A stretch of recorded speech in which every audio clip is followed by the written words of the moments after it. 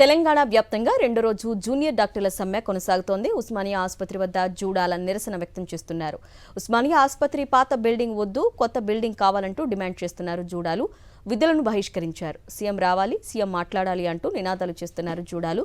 ఉస్మానియా కొత్త బిల్డింగ్ వచ్చే వరకు సమ్మె విరమించేది లేదని, సమ్మెను తీవ్రస్థాయిలోకి తీసుకెళ్తామంటున్నారు జూడాలు.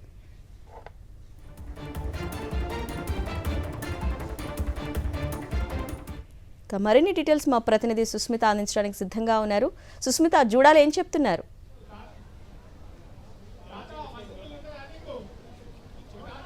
ఎస్ఆర్ఎన్ ఇప్పటికే చూసుకుంటే ఉస్మానియా ఆసుపత్రి వద్దకి జూడాలు చేరుకున్నారు. ఇక్కడ నిరసన కూడా వ్యక్తం చేస్తున్నారు. ఏదైతే ఉస్మానియా ఆసుపత్రి బిల్డింగ్ ఉందో అది పాతది మాకు వద్దు, కొత్తది కావాలి, ఖచ్చితంగా ఇక్కడికి సీఎం రావాలి, మాతో మాట్లాడాలంటూ కూడా ఇక్కడ నిరసన వ్యక్తం చేస్తున్న పరిస్థితులు అయితే కనిపిస్తూ ఉన్నాయి. అయితే నిన్నటి నుంచి కూడా నిరసన వ్యక్తం చేస్తున్నారు. రెండో రోజులు కూడా ఏదో విధులు బహిష్కరించి ఇప్పుడు రెండో రోజు కూడా ఇక్కడ ఇక్కట్లు పడుతున్నట్టుగా కూడా రోగులు చెప్తూ ఉన్నారు. అయితే ఇక్కడ పూర్తిగా ఉస్మానియా బిల్డింగ్ కి సంబంధించి ఏ ఒక్కటి కూడా ఏర్పాట్లు సరిగా లేవు. అన్ని బిల్డింగ్స్ కూడా చివరి స్థాయిలో ఉన్నాయి, అన్ని మీద పడే స్థాయిలో ఉన్నట్టు కూడా చెప్తూ ఉన్నారు. ఖచ్చితంగా మాకు కొత్త బిల్డింగ్ కావాలి, స్టైఫండ్ కూడా సరైన వేతనం కూడా నెల నెల ఇవ్వాలని కూడా చెప్తున్నారు. కొంతమంది జూనియర్ డాక్టర్స్ ఉన్నారు, అలాగే డాక్టర్స్ కూడా ఉన్నారు, పీజీస్కి సంబంధించిన వాళ్ళు. ఒకసారి మాట్లాడించే ప్రయత్నం చేద్దాం.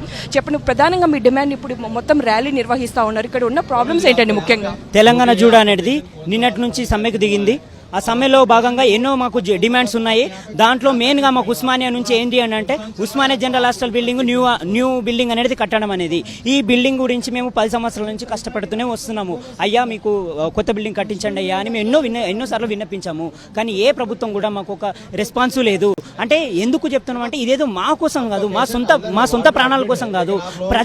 ప్రజల ఆరోగ్యం దెబ్బతింటుంది. ప్రజలు ఎంతో మంది ప్రాణాలు కోల్పోతున్నారు. ఇక్కడికి వచ్చి ఇన్ఫెక్షన్ రేట్ ఎక్కువ అవుతుంది.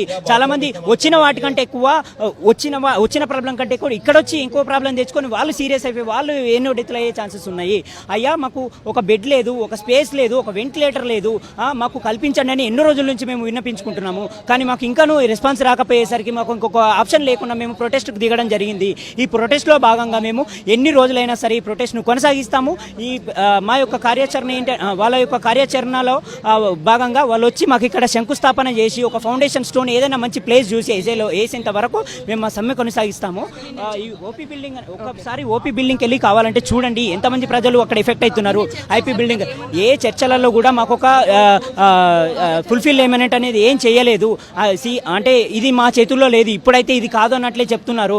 కానీ ప్రజారోగ్యం అనేది ఒక ఎమర్జెన్సీ. ఆ ఎమర్జెన్సీగా భావించి ఎప్పుడైతే ఒక విపత్తు వచ్చినప్పుడు ఎంత ఎమర్జెన్సీగా రియాక్ట్ అవుతారో మీరు, ఈ హాస్పిటల్ అనేది ఒక ఎమర్జెన్సీగా క్రియేట్ చేసుకోండి.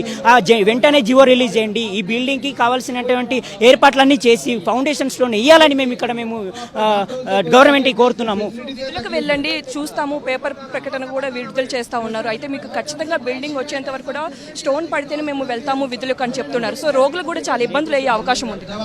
మేము రోగుల ఆరోగ్యం దృష్టిలో పెట్టుకొని ఓపీ వార్డ్స్ ఎలెక్టివ్స్ మాత్రమే బంద్ చేయడం జరిగింది. ఎమర్జెన్సీ సేవలు మొత్తం రాష్ట్ర వ్యాప్తంగా ఎక్కడ నిలపలేదు. రోగుల పేద ప్రజల ఆరోగ్యం దృష్టిలో పెట్టుకునే మేము ఓన్లీ వార్డ్స్ ఓపీ సేవలు ఎలెక్టివ్స్ మాత్రమే బంద్ చేసినాం.